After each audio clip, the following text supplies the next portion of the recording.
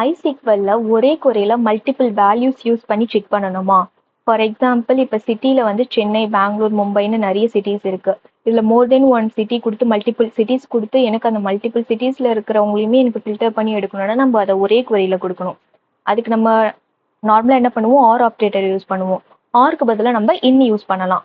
நான் ஃபஸ்ட்டு இங்கே select query கொடுத்துக்கிறேன். செலக்டில் என்ன பண்ண போகிறோம், கண்டிஷன் கொடுக்க போகிறோம். ஸோ அதுக்கு நம்ம வேர் யூஸ் பண்ணிக்கணும். வேரில் என்ன ஃபீல்டு, சிட்டி ஃபீல்டு.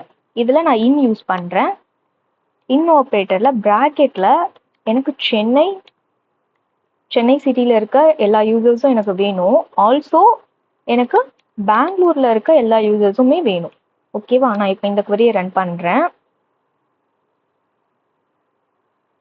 ரன் பண்ணால் இங்கே பாருங்கள், சென்னை அண்ட் பெங்களூரில் இருக்க எல்லா யூசர்ஸுமே எனக்கு இங்கே லிஸ்ட் அவுட் ஆகுது. இதுக்கு பதிலாக நம்ம ஆர் ஆப்ரேட்டர் கூட யூஸ் பண்ணலாம்.